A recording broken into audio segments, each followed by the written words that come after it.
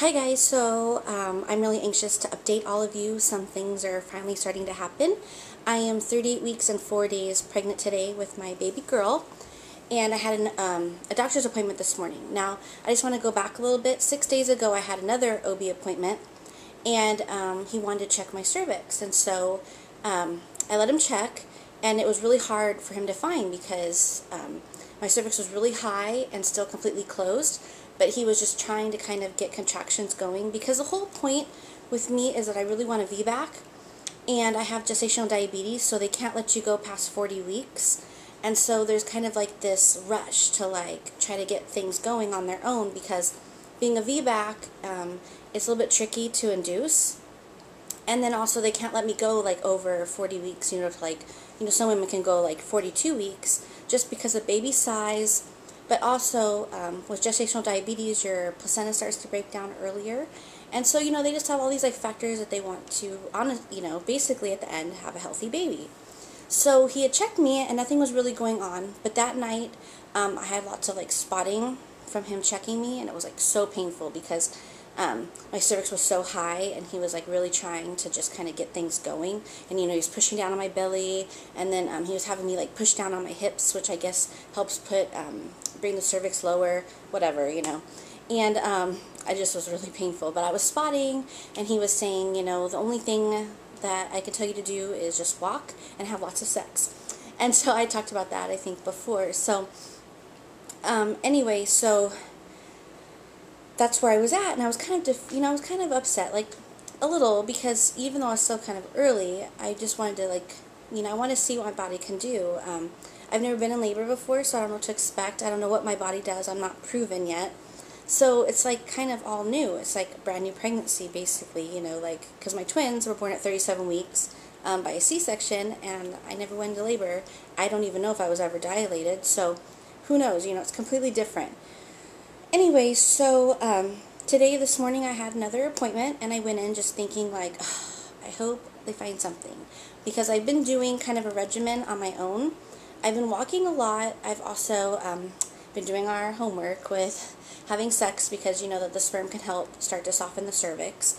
And then I've also been drinking a lot of this pregnancy tea, if you could see it, but it has red raspberry leaf tea. It has red raspberry leaf in it. It has some stinging nettle, a lot of like other little things that are supposed to kind of help get you going. And it's not so much going to start my labor, it just helps tone the uterus. And so I've been drinking that about 3 to 4 times a day, which equals about 32 plus ounces a day that I've been drinking this. And it's actually not too bad. It actually has a really nice, like, kind of a minty flavor, and I'm starting to kind of enjoy it. So I'm drinking that, and then I'm also taking the evening primrose oil, and I'm taking them twice a day. And then on nights that I'm not having sex, I am actually inserting one vaginally as close to my cervix as possible. I also poke a little hole in it just to kind of get it going, and they just look like little like gel capsules, and it's been known to kind of help with softening the cervix and getting things going. Like I said, a lot of this is like, old wives' tales, or, some people it works for, some people it doesn't, and I feel like it doesn't hurt to try, because if I didn't do anything, and let's say I end up being induced and then I had to have a C-section anyway, I would be so disappointed because I didn't try, everything possible. But with me, it's like I'm trying everything possible to have this happen, and if it doesn't happen the way I want to, it's okay, because I tried, and I did everything I could. Anyway, so I went in this morning for my appointment, and he goes, first off, I'm measuring, like, huge. He says I'm measuring 47 weeks, which to me sounds insane. I told him, even I'm, like, laying on the table, and I said, okay, that's insane, because with my twins, I was measuring 45 weeks when I delivered them, and I could hardly put my hands around my belly. So I think that's ridiculous. But he said it's just because of, like, her position, and my uterus is still, like, it's really high. And I honestly think that she is going to be a long baby. She seems to be following Ava's footsteps, and Ava's a very tall girl, and I feel like I just have another little Amazon in there. So I'm not really that concerned about her size, but he is. So he ordered another ultrasound that I need to go to tomorrow to kind of check her her size and her growth. But again, I haven't gained any more weight. I've gained 7 pounds total. So, and my sugars have been awesome. I have discovered that I can't eat any more fruit. If I eat fruit with my meals, like as part of the plan, my sugars go way too high. So I've just stopped eating fruit, which sucks. But I'm almost done, so I can do this. And it's all about keeping my sugars low, in the normal range, the lower normal range, so that we can keep her size normal and she doesn't get all crazy big. So anyway, he went to check me, and all of a sudden I see his face, and he was all, whoa. He's all, we have some progress. And I could just tell that there was like the sense of relief that went over his face. He says, I was about 1.5 centimeters dilated and about 40% effaced, and he said he could definitely feel her head. So that means she's in the pelvis, because I wasn't sure if she's like dropped at all, because I just still felt like she's so high.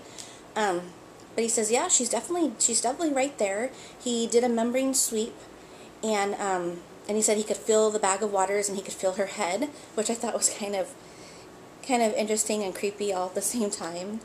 I don't know, it's just, and then I told him, I'm like, be careful, don't break my water yet. And he was like, no, we could totally do that, you know, joking with me and all of that. But why this is such a good thing is, for one thing, my body is progressing, even though it's still in the early stages, but also it shows him that if we end up having to induce, that my body will more than likely kind of go along with it.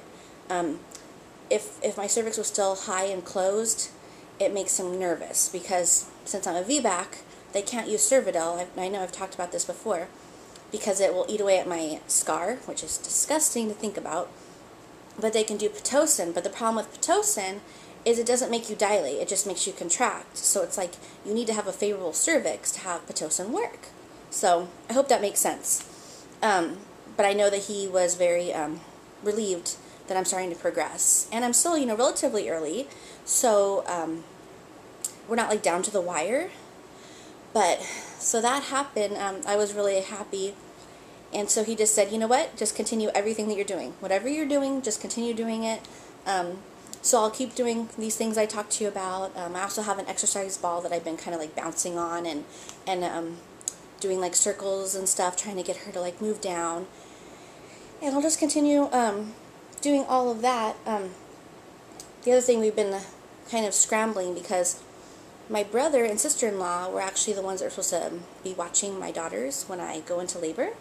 And I'm telling you, it's so stressful having another baby when you already have kids.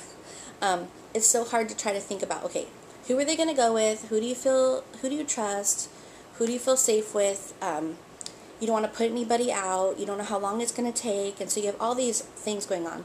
Well, unfortunately and sadly, my sister-in-law lost her grandma, and they have to fly back east for her funeral and all of that. So they're not going to be back until Friday the 27th. So I had to kind of scramble and figure out a plan B on who's going to watch my girls. And so luckily I found a friend that is going to be able to do it, and I feel really comfortable with her and her husband. And so that feels good, but also, you know, I still really hope that we can kind of hold out until my brother gets back. But, because, you know, with family, it's always kind of better to be with family, but it's okay because I have a plan B. But, so yeah, so we have a place for them to go. I still have not packed our bags. I talked about it in my bag. I haven't uploaded the video yet, but, you know, I have Julia packed, basically, but I don't have any my clothes or like the girls, because it's like we're wearing our clothes still, and so I keep like doing laundry to make sure that like my girls still have like enough underwear, and I have all these crazy thoughts. And then today I came home and I was stripping beds and like washing the sheets, because I don't know, for some reason I guess I feel like that's super important right now. We don't have like her pack and play up yet, and my husband was like, oh no, we need to get that up. And you know, if you have a pack and play, you know it takes like 10 minutes to put it all together, but my husband just wants to like get it up and ready and all of that. And after my appointment, I came home and I was jumping around with my girls, and my husband was like, stop, slow down. He's like, because I think that he thinks that being 1.5 centimeters dilated means like she's going to fall out, but I've got a long ways to go. It's just nice to know that I'm progressing. And I think that's about it. I just wanted to update you guys because I was so excited about this news because it's all like new to me. And yeah, so we'll find out. Sorry, I have such indigestion. It's like she's sitting so high and I cannot get rid of this and it's driving me insane. It's just burning all the time. Something that I didn't really have that much with my girls. But I guess I could talk about symptoms like the heartburn. I still have continuous heartburn. I'm drooling a lot when I sleep and it wakes me up, which is really gross. I remember that with my big girls too. That's so gross. And I think that's it. It's just hard to sleep because, you know, you can't get the belly comfortable. You're like tossing and turning, and I really miss sleeping on my tummy. My boobs have been bothering me a lot, and I am praying that that's a good sign that everything is getting going, and I will be able to breastfeed her quicker than I was with my girls because my milk didn't come in for 7 days with them, and that was super stressful. So hopefully it doesn't take as long this time with her. I just pray she's a really good latcher because that is really key too. I think that's all that I wanted to update with. I did get a rocking chair, which I'm super excited about. I bought off a resale site because I needed something in our room to nurse her in the middle of the night because I have a hard time like nursing laying down just because my boobs are so large, and so I really need to sit up, and you know, sitting up in bed is not very comfortable, and I don't want to bring her downstairs every time I need to nurse her. So I found this really cool rocking chair for only 40 bucks. It was such a steal. So now that's in our room, and I can rock her, and my girls have been fighting over it since we got it on Saturday. All they want to do in there is like rock, and like, but rock crazy to where like I feel like it's going to flip over. They're wild. 3-year-olds are wild. I think that's about it. So I hope you enjoyed this update. I know it's sooner than the other ones, which is good. I'm going to try to keep up on them. And let's see when Miss Julia is going to make her appearance. Maybe some of you can start making your guesses on her size, and we can guess on when she's going to come. So, oh, and I know what I forgot to mention is we actually have an induction date. If she doesn't come by her due date, which is October 3rd, I have to go in on the 4th for my induction. And I was really happy that I was able to push for that date because I went in last time and the doctor was like, how about the 27th? And I said, how about her due date? Because I don't feel like there's any rush to get her out. I want to give my body as much chance as possible to do it on its own. And I also want to give her enough time to be inside me for brain development and all that important stuff. So he's not on rounds on the 3rd. So I said, well, when are you making rounds? And he says, I'm in on the 4th. And I said, okay, let's do the 4th. And he had to get like permission because I'm like post dates, whatever.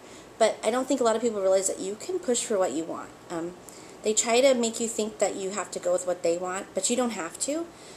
It's obvious because I got what I wanted. So hopefully I don't make it to October 4th. I'd love to go into labor on my own. So fingers crossed, people. We're almost there. I can't believe how soon I'm going to have another baby. I'm super, super excited, and I'm just ready to see her. I'm really tired, and as much as I'm going to miss this belly, I absolutely love being pregnant.